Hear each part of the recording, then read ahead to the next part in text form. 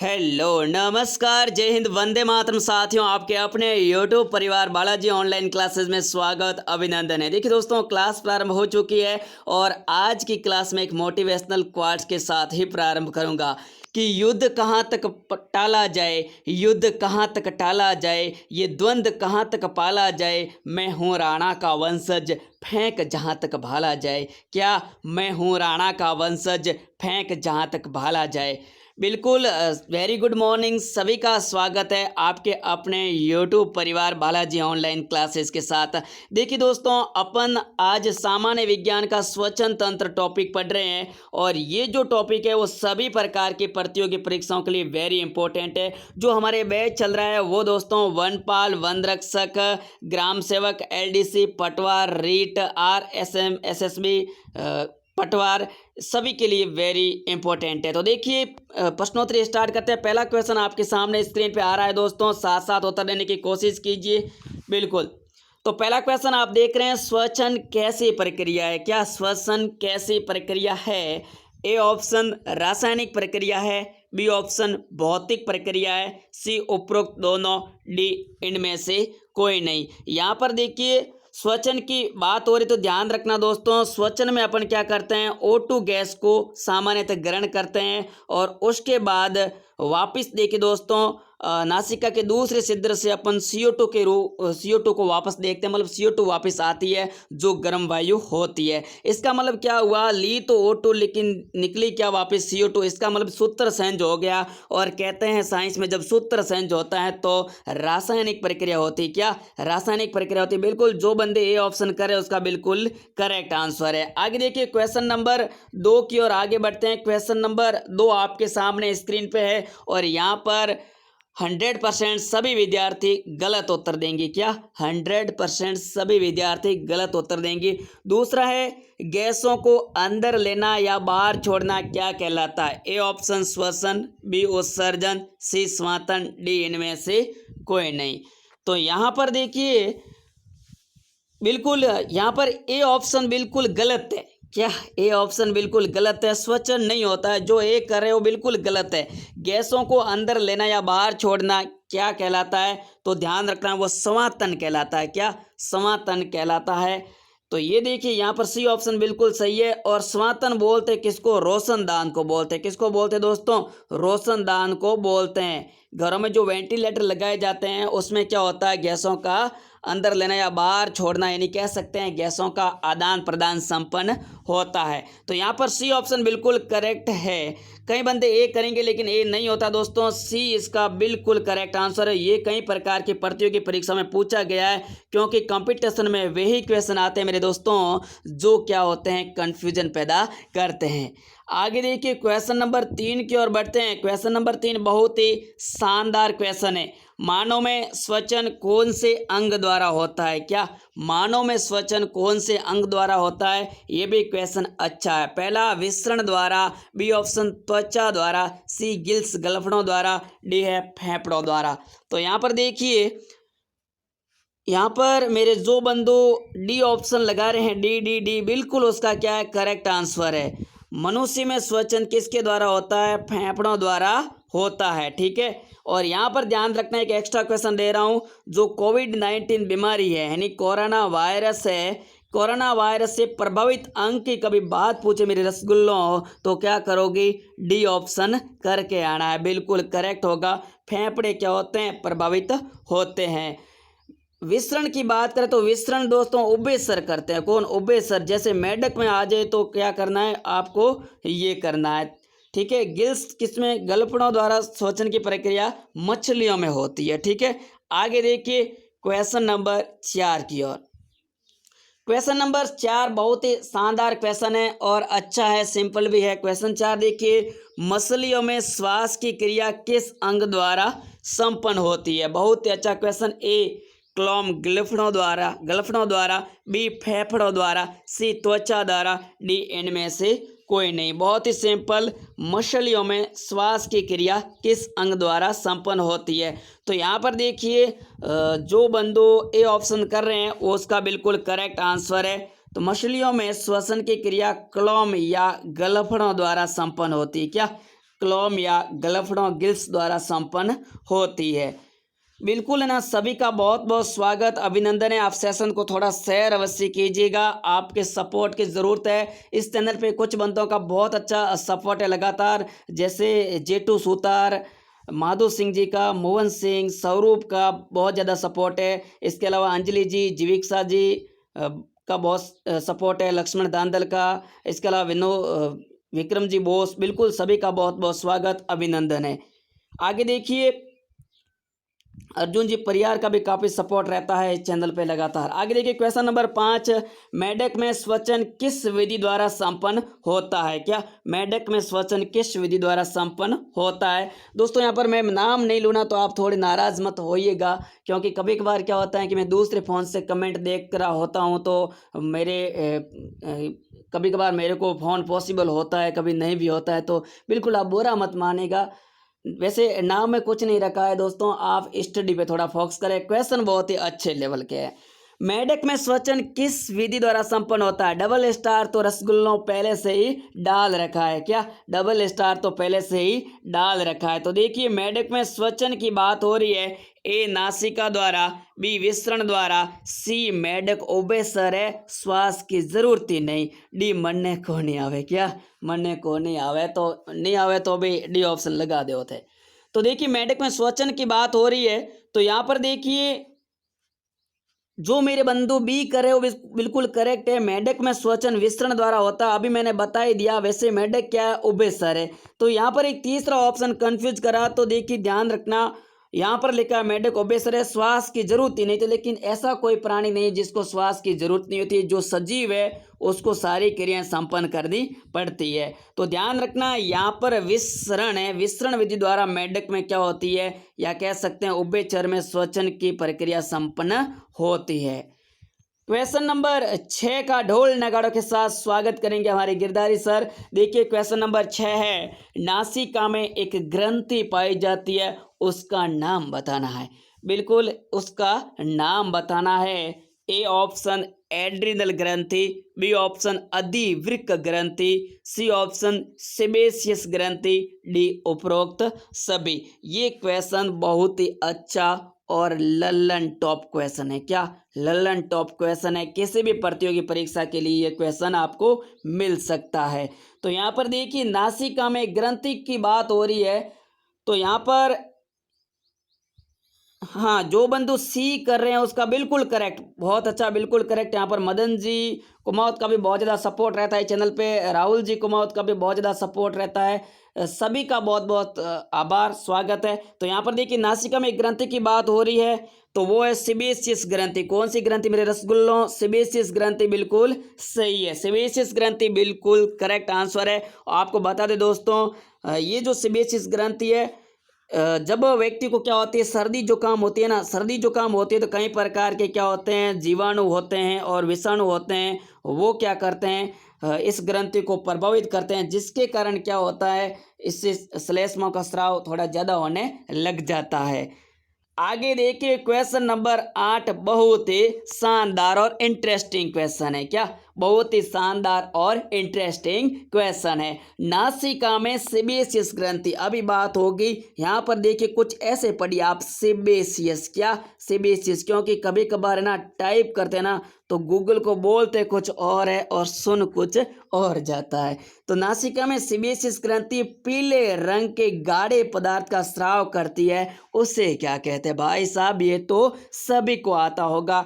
ए श्लेष्मा, B परागकण, सी बलगम, D उपरोक्त में से कोई नहीं। ध्यान रखना, छोटे बच्चों में ये ग्रंथि सर्दियों में बहुत ज़्यादा सक्रिय होती है और नाक में से गाढ़े पदार्थ का स्राव होता है, उसे क्या कहते हैं? हमारे तो यहाँ कुछ और ही कहते हैं, लेकिन रसगुल्लों ए ऑप्शन बिल्कुल सही है, श्लेष्मा कहते हैं। क्या श्लेष्मा कहते हैं? तो यहाँ पर देखिए ए ऑप्शन बिल्कुल करेक्ट है मेरे दोस्तों, श्लेष्माओं का स्राव बहुत ज़्यादा होता है। ठीक है, आगे देखिए क्वेश्चन नंबर 8 आपके सामने स्क्रीन पे आ चुका है। नाक में कौन कौन सी हड्डियां पाई जाती है? बहुत ही अच्छा और सुपर लेवल का क्वेश्चन है, क्या सुपर लेवल का क्वेश्चन है। नाक में हड्डियां कौन कौन सी हड्डियां पाई जाती है। ए ऑप्शन है नेजल, बी ऑप्शन है मैमसिल्ला, सी ऑप्शन है एंथेमाइड, डी ऑप्शन है उपरोक्त सभी। तो यहाँ पर देखिए दोस्तों, ऐसे याद कर दो, एक याद करने का ट्रिक देता हूँ जब तक आप उत्तर देने की कोशिश कीजिए कि मान लो कि नाक की हड्डी में क्या है, दर्द है, नाक की हड्डी में क्या है, दर्द है, और अपन चेक किसको करा रहे हैं, गांव में एएनएम को क्या करवा रहे हैं, चेक करवा रहे हैं। तो कभी भी जिंदगी में गलत नहीं होगा मेरे दोस्तों। नाक की हड्डी क्या हो गई, खराब हो गई, और एएनएम के पास क्या करवाने गए, चेकिंग करवाने गए। तो ए से एंथेमाइड, ए से एंथेमाइड, एन से दोस्तों नेजल, एन से नेजल, और एम से क्या हो गया, मैमसिल्ला। इसका मतलब कौन सा ऑप्शन सही होगा, डी ऑप्शन बिल्कुल करेक्ट होगा। जो मेरे बंधु डी कर रहे हैं उसका बिल्कुल सही आंसर है। आगे देखिए क्वेश्चन नंबर 8 का थोड़ी सी व्याख्या भी की गई, क्या थोड़ी सी व्याख्या भी की गई है एक महत्वपूर्ण तथ्य के साथ। ये जो विशेष बिंदु होते हैं ना, वो दोस्तों वेरी इंपॉर्टेंट है। क्या ये विशेष बिंदु वेरी इंपॉर्टेंट है। नोट, नासा छिद्र, देखिए नासा छिद्र कितने होते हैं, दो होते हैं, कितने होते हैं, दो होते हैं नासा छिद्र, ठीक है। नासा छिद्र हाइलिन उपास्थि द्वारा पृथक रहते हैं। आप देखना दोस्तों, जो आपके नासा छिद्र है ना, मतलब नासिका गुहा के आप जैसे दोनों छिद्रों के आगे की ओर बढ़ोगे ना, तो एक दोस्तों क्या है, अंदर उपास्थि है, क्या है, उपास्थि है, जिसको मोड़ोगे तो मुड़ जाएगी थोड़ी बहुत, तो उस उपास्थि का नाम क्या है, हाइलिन, क्या है, हाइलिन। मतलब ये जो नासिका का छिद्र है ना, ये अलग अलग, इसके मध्य एक पतली झिल्ली पाई जाती है जिसका नाम होता है हाइलिन उपास्थि।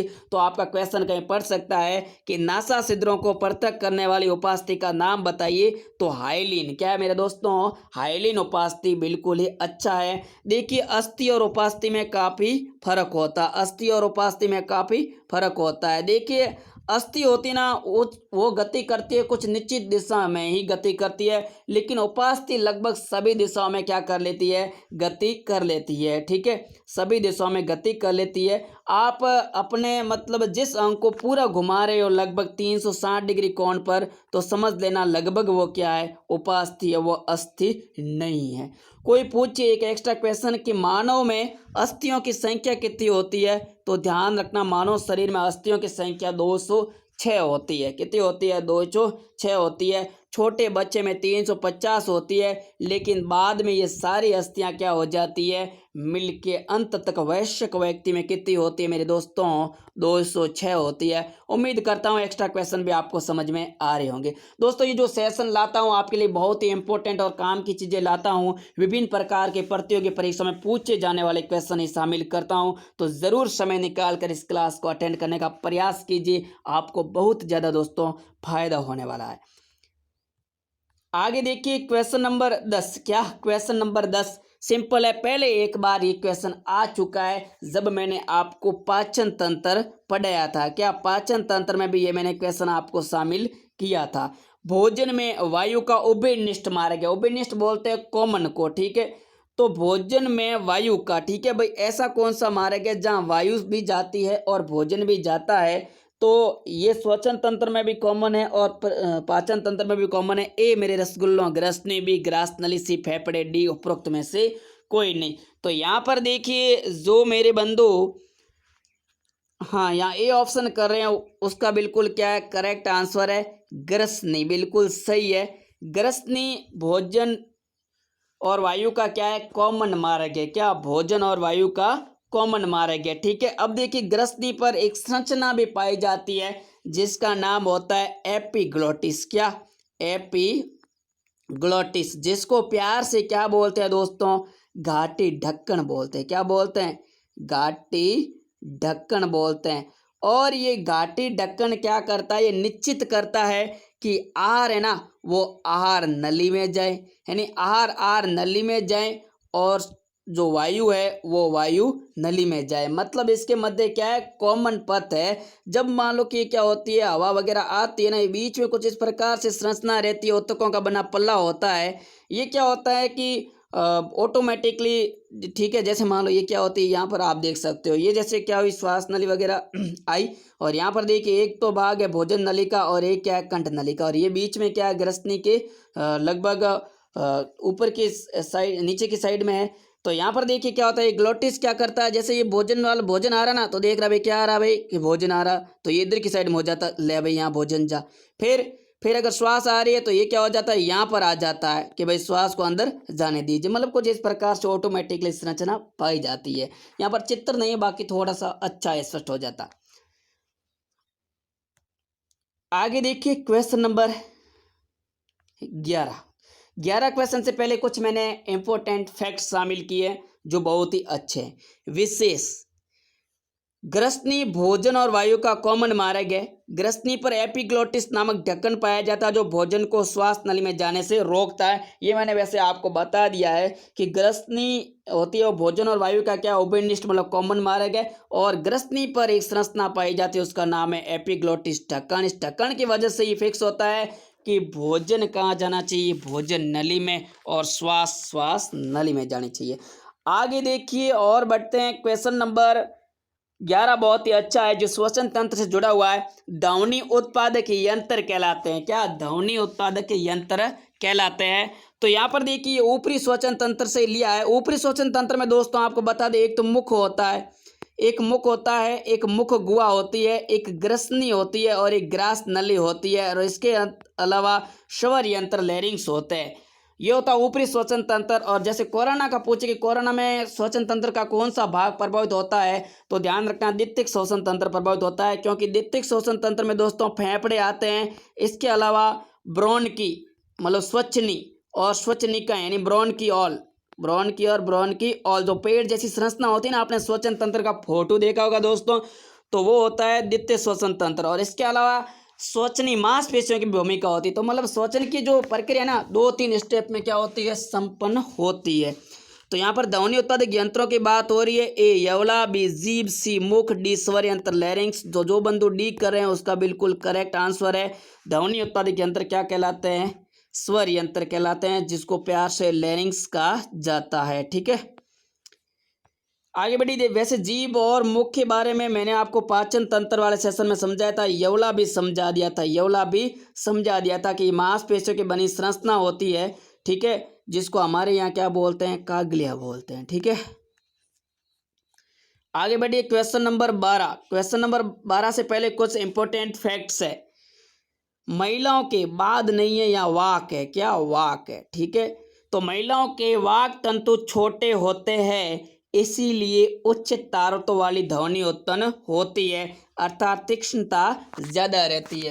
तो ध्यान रखना महिलाओं में क्या होते हैं कि वाक तंतु छोटे होते हैं, जिससे जो पिच होती है ध्वनि की, PITCH पिच, वो क्या होती है, बहुत तेज होती है। ध्वनि क्या रहती है, तीक्ष्णता ज्यादा रहती है। और पुरुषों में क्या होता है, ध्वनि थोड़ी मोटी रहती है, मतलब ध्वनि में प्रबलता ज्यादा पाई जाती है। यहाँ पर देखिए एक और फैक्ट है, कोयल मच्छर में भी इसी प्रकार की ध्वनि पाई जाती है। देखिए मच्छर की भिनभिनाहट काफी दूर से ही सुनाई देती है। उसका कारण भी क्या है कि मच्छर में तारत्व का मान क्या होता है, बहुत ही ज्यादा पाया जाता है। कोयल में भी ये ध्वनि होती है प्राय। ठीक है, कोई पूछे कि कोयल में कैसी ध्वनि की का तारत्व कैसा रहता है, तो उच्च रहता है, प्रबलता कम रहती है। लेकिन कभी पूछे कोई कोए में, तो कोए में क्या रहता है, कोए में प्रबलता का मान ज्यादा होता है। इसीलिए ध्यान रखना, कोयल का बोलना बहुत ही अच्छा लगता है, कानों को प्रिय लगता है, लेकिन कोए का बोलना अप्रिय लगता है। आगे देखिए क्वेश्चन नंबर 12 बहुत ही शानदार क्वेश्चन है। निम्न में से सही कथन बताइए। पहला, पुरुष की ध्वनि में प्रबलता का मान अधिक होता है। बी, महिला की ध्वनि में प्रबलता का मान अधिक होता है। सी, पुरुषों की आवाज कोयल जैसी होती है। डी, महिलाओं का मानना है कि पुरुष कड़वे बोलते हैं। तो यहाँ पर बिल्कुल ए ऑप्शन बिल्कुल करेक्ट होगा दोस्तों। ए ऑप्शन बिल्कुल करेक्ट है कि पुरुष में प्रबलता का मान क्या होता है, अधिक होता है। बाकी देखिए सारे ऑप्शन कट रहे हैं। महिलाओं में ध्वनि प्रबलता का मान अधिक होता है, तो प्रबलता नहीं होती। महिलाओं में क्या होता है, तारत्व होती है। पुरुषों की आवाज़ कोयल जैसी नहीं होती है, कभी नहीं होती है। महिलाओं की हो सकती है, लेकिन पुरुषों की आवाज़ कोयल जैसी नहीं होती है। और महिलाओं का मानना है कि पुरुष कड़वे बोलते हैं, वो तो महिलाएं हमेशा ही मानती होगी। चलिए क्वेश्चन नंबर आगे बढ़ते हैं अपन क्वेश्चन 13 की ओर।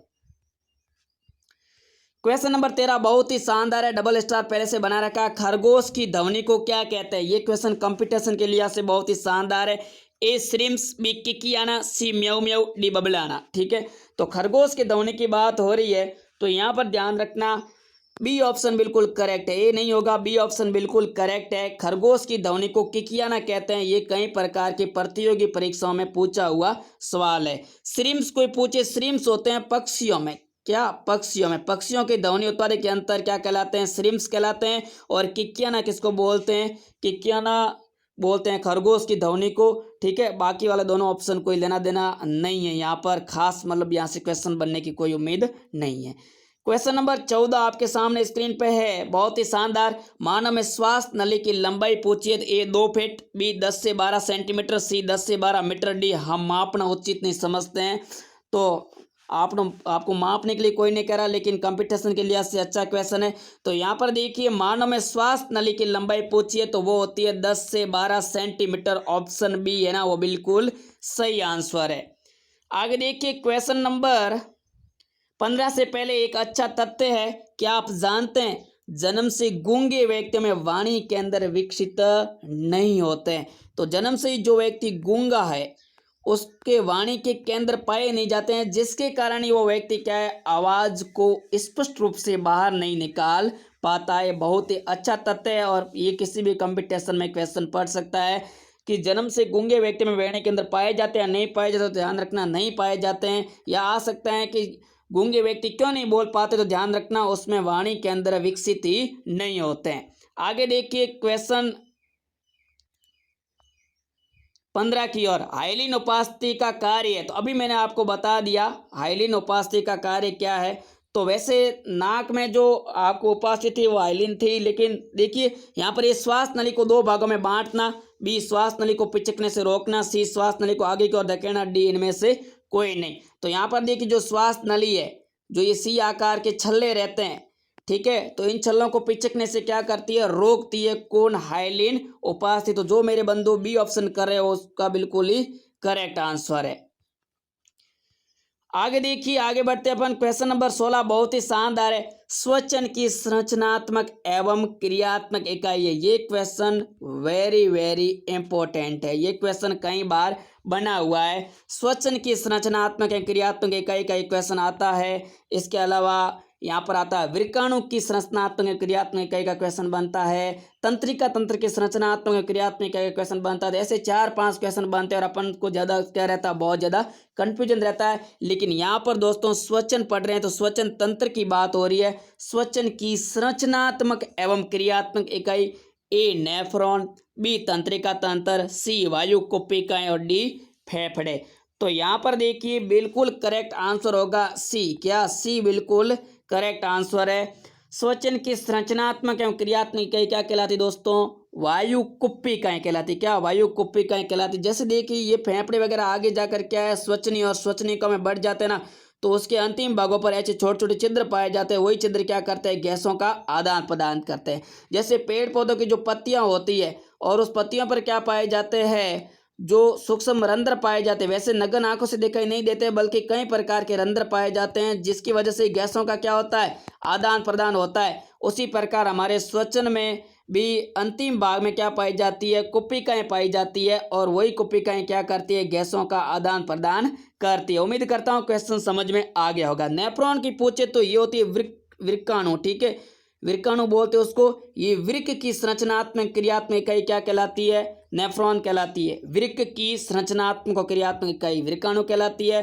तंत्रिका तंत्र की संरचनात्मक और क्रियात्मक इकाई क्या कहलाती है, न्यूरॉन कहलाती है। ठीक है, आगे बढ़िए। मानव में फेफड़ों की संख्या होती है, मानव में फेफड़ों की संख्या होती है, ए ऑप्शन 1, बी ऑप्शन है 2, सी ऑप्शन 3 और डी ऑप्शन है 4। तो मानव में फेफड़ों की संख्या पूछी गई है, सभी को पता है, सिंपल है। मानव में एक जोड़ी, और पता आपको जोड़ी 2 की होती है, सिंगल कभी नहीं होती है। तो इसका मतलब मानव में फेफड़ों की संख्या कितनी होती है, 2 होती है। बिल्कुल इसका करेक्ट आंसर है।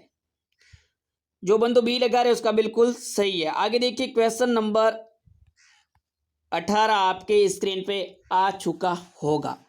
मानव में फेफड़ों में कितनी पसलियां पाई जाती है। देखिए मानव में फेफड़ों में पसलियों की बात हो रही है। ए ऑप्शन 28 जोड़ी, बी 12 जोड़ी, सी 24 जोड़ी, डी गई भैंस पानी में। ठीक है, तो यहाँ पर देखिए मानव में पसलियों की बात हो रही है, तो यहाँ पर उत्तर थोड़ा सा सही ढंग से कीजिएगा। यहाँ आपको कंफ्यूजन मिल सकता है, कोई बंदू 6 जोड़ी करेगा और कोई 12 जोड़ी करेगा, यानी कोई ऑप्शन स या सी लगाएगा, कोई क्या लगाएगा, बी लगाएगा। लेकिन आपको यहाँ विशेष ध्यान रखना है, मानव में फेफड़ों में कितनी पसलियाँ पाई जाती है, तो टोटल 24 पसलियाँ पाई जाती है, 24 पसलियाँ पाई जाती है। लेकिन यहाँ जोड़ी में पूछा गया है तो 12 जोड़ी, कितनी 12 जोड़ी पसलियां पाई जाती है। ऑप्शन बी या ब ऑप्शन बिल्कुल करेक्ट है। ठीक है, आगे बढ़िए क्वेश्चन नंबर 19। क्वेश्चन नंबर 19, ठीक है, स्वचन दर मापने का यंत्र क्या कहलाता है। स्वचन दर मापने का यंत्र क्या कहलाता है। ए स्टेथोस्कोप, बी स्फाइगनोमैनोमीटर, सी स्पायरोमीटर, डी तापमापी। ये क्वेश्चन कल भी आया था, लेकिन कल वहाँ ऑप्शन बाकी वाले सारे ऑप्शन लगभग हो चुके हैं। अब आप समझदार को इशारा काफ़ी होता है। तो स्वचन दर मापने का यंत्र क्या कहलाता है, तो यहाँ पर देखिए आपको बता देता हूँ मैं। ए ऑप्शन को अभी छोड़ देते हैं। बी स्फाइगनोमैनोमीटर, यहाँ से क्या होता है, रक्त दाब को मापा जाता है, मतलब रक्तचाप मापे का दूसरा नाम क्या है, स्फाइगनोमैनोमीटर। और एक स्वस्थ मनुष्य में सामान्य रक्तचाप 120/80 mmHg होता है, कल भी मैंने बताया था। आगे देखिए स्पायरोमीटर, ठीक है, इसको भी अपन हाल फिलहाल छोड़ते हैं। ठीक है, और ताप मापी, इससे ताप को मापा जाता है। तो स्वचन दर मापने का यंत्र होता है वो होता है स्पायरोमीटर। ऑप्शन सी सही है, ऑप्शन सी बिल्कुल सही है। और हृदय की जो ध्वनि सुनी जाती है वो होती है स्टेथोस्कोप द्वारा, जो आपको कल बताया था। ठीक है, तो हृदय में जो ध्वनियाँ सुनी जाती है, यानी हृदय दर या जो स्वचन दर मापते हैं वो होती है स्टेथोस्कोप, हृदय वाली जो धड़कन है वो स्टेथोस्कोप द्वारा देखते हैं। स्पायरोमैनोमीटर से क्या होती है, रक्त को मापा जाता है। ठीक है, रक्तचाप मापी है। स्पायरोमीटर क्या होता है, स्वचन दर मापने का यंत्र होता है। ताप मापी से ताप को मापा जाता है। और एक स्वस्थ मनुष्य का सामान्य तापमान होता है 37 डिग्री सेंटीग्रेड। फ़ारेनहाइट में आए तो 98.6 डिग्री फ़ारेनहाइट करके आना है। ठीक है, आगे देखिए क्वेश्चन नंबर 20 आपके सामने। उससे पहले टोटल हमारी क्लासों का टाइम टेबल रहेगा। मॉर्निंग में 9 बजे क्लास होती है साइंस की, जो मैं लेता हूँ। इसके बाद एक 6 बजे एक करंट जीके की क्लास होती है, जिसमें इंडिया जीके सहित बहुत ही अच्छा जीके आपके सामने लाया जाता है। शाम 6 बजे गिरधारी सर लेते हैं, और शाम को 9 बजे भी राजस्थान जीके की क्लास होती है, जो भी गिरधारी सर लेते हैं। आगे देखिए तो क्वेश्चन नंबर 20 और आज की सीरीज का अंतिम और शानदार क्वेश्चन। वयस्क मनुष्य में श्वसन की दर होती है, यानी वयस्क मनुष्य कितनी बार श्वास लेता है प्रति मिनट। ए ऑप्शन 14 से 16 बार, बी 10 प्रति मिनट, सी 25 प्रति मिनट, डी है इनमें से 45 प्रति मिनट। तो यहाँ पर देखिए वयस्क मनुष्य में श्वसन की बात हो रही है। बिल्कुल जो बंधु एक कर रहे हैं वो बिल्कुल करेक्ट आंसर है, 14 से 16 बार बिल्कुल सही है। तो वयस्क मनुष्य में श्वसन की दर कितनी होती है, 14 से 16 प्रति सेकंड होती है। अब देखिए इस ऑप्शन से भी मैंने कुछ महत्वपूर्ण तथ्य शामिल किए हैं, वो आपके सामने ये देखिए।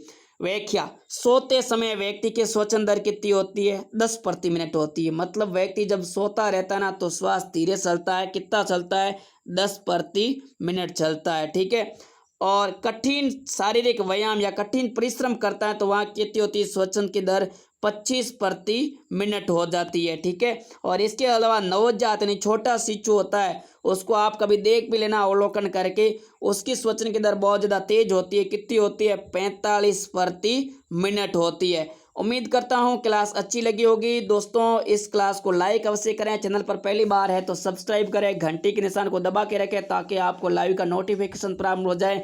इसी आशा और उम्मीद के साथ जय हिंद, वंदे मातरम। मिलते हैं 6 और 9 बजे गिरधारी सर के साथ।